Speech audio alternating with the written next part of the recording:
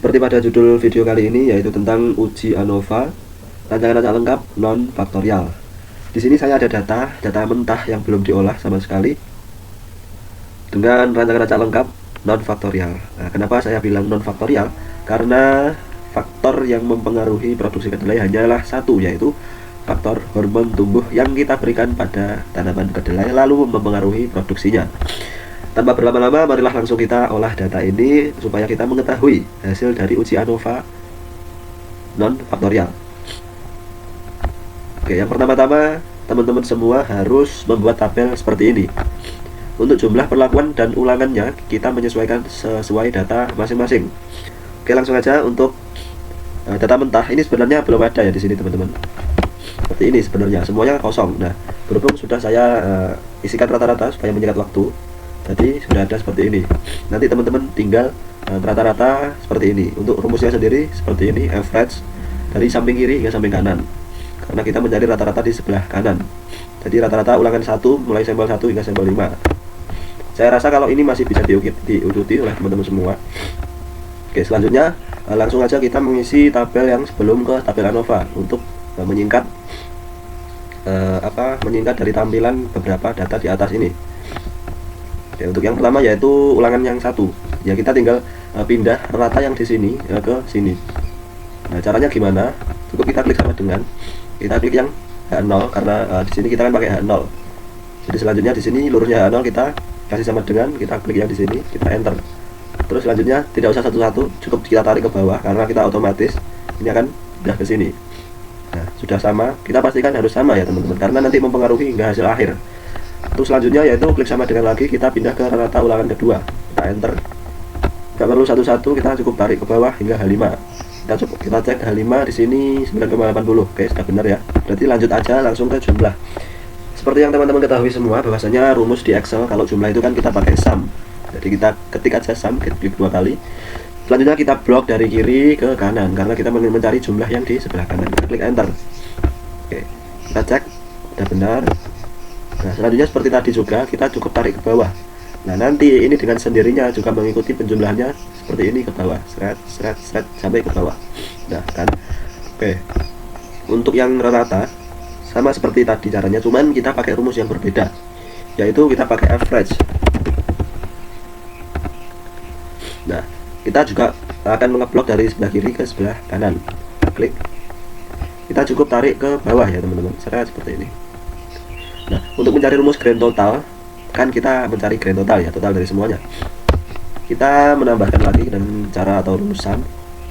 Kita blok yang di sebelah sini. Baik teman-teman ngebloknya di sebelah sini ataupun di sebelah sini, itu hasilnya sama aja teman-teman ya.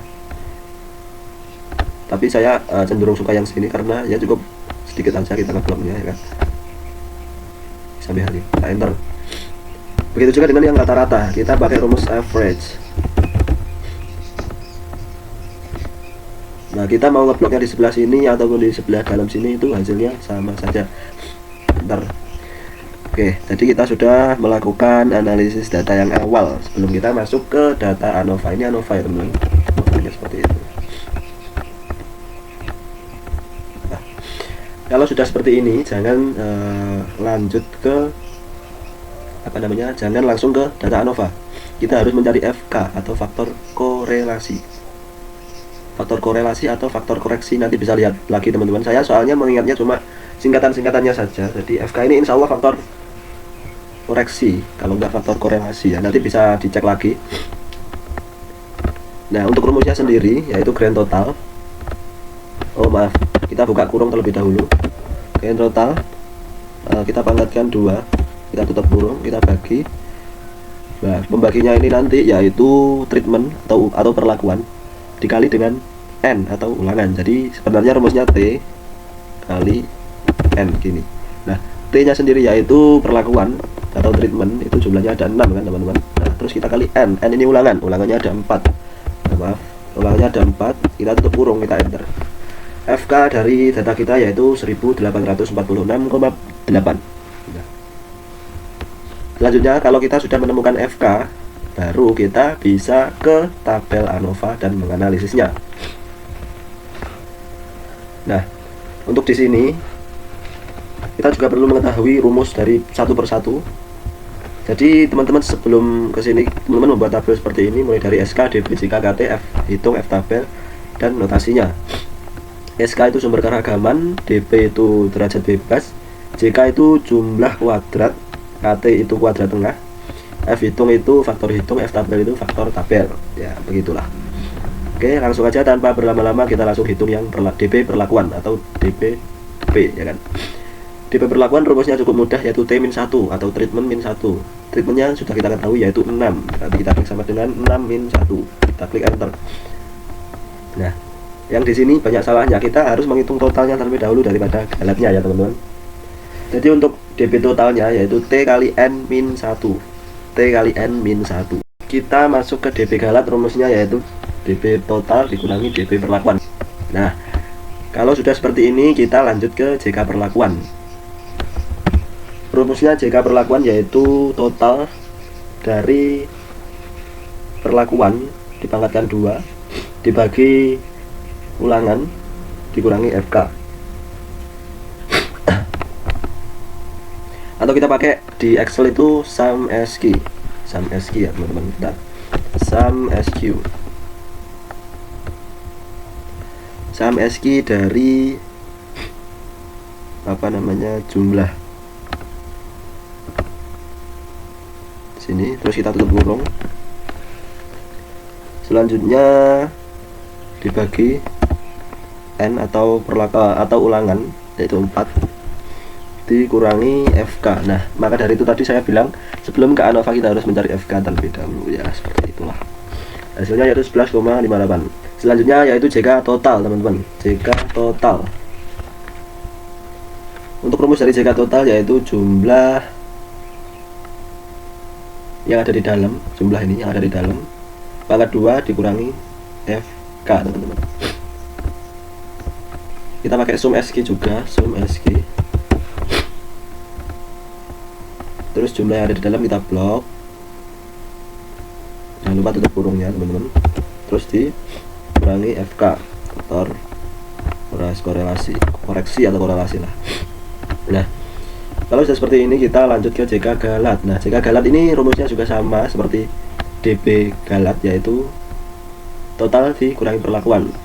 Total kurangi perlakuan, JK total kurangi perlakuan. Bentar. Hasilnya 1,03 teman-teman. Nah, selanjutnya ke KT atau kuadran tengah. Untuk rumusnya KT perlakuan itu yaitu JKP atau JK perlakuan. Ini ya, JK perlakuan dibagi DB perlakuan, jadi tinggal ke samping saja ya. KT sama dengan JKP atau JK perlakuan dibagi DB perlakuan, kita klik enter. KT galat yaitu sama dengan JK galat dibagi ya. Oke, nah untuk rumus di sini yaitu KTP dibagi KTG, KT perlakuan dibagi KT galat. Untuk rumus F hitungnya ya teman-teman, KT perlakuan dibagi KT galat. Oke, kita klik enter. Kalau sudah seperti ini kita mencari F tabel 5% dan F tabel 1%. Untuk rumusnya sendiri ini sudah pakai rumus Excel, kita pakai FIMV. DB perlakuan, terus titik koma. Ini sesuai perintah yang ada di sini ya teman-teman. Kalau di sini titik, di sini ini keterangan kecil ini titik koma. Berarti teman-teman juga pakai titik koma. Kalau teman-teman Excelnya pakai titik 2 berarti juga ikuti perintahnya. Nah, untuk selanjutnya yaitu DB galatnya. Kita klik enter. Nah, untuk rumus yang F tabel 1% sama persis, cuman kita rubah yang ini teman-teman. Nah, ini kita rubah ke 0,01, enter. Oke, selanjutnya tahap yang terakhir teman-teman, ini paling akhir,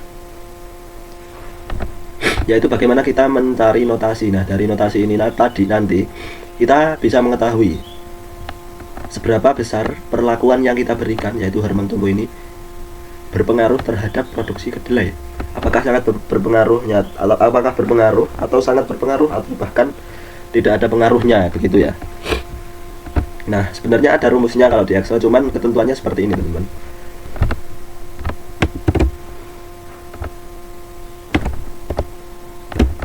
Itu F hitung di sini. Nah, F hitung ini 1%. Terus di sini juga kita pakai F hitung lagi.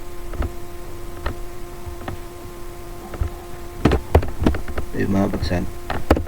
Nah, hasilnya yaitu berpengaruh sangat nyata. Jadi kesimpulannya teman-teman, hasil setelah kita menganalisis ANOVA, kesimpulannya hanyalah satu, yaitu bahwa hormon tumbuh yang kita berikan pada kedelai itu sangat mempengaruhi produksi kedelai dengan satuan kuintal per hektar. Oke, cukup sekian video kali ini. Jangan lupa like, comment, and share. Selamat belajar dan selamat sukses di masa depan.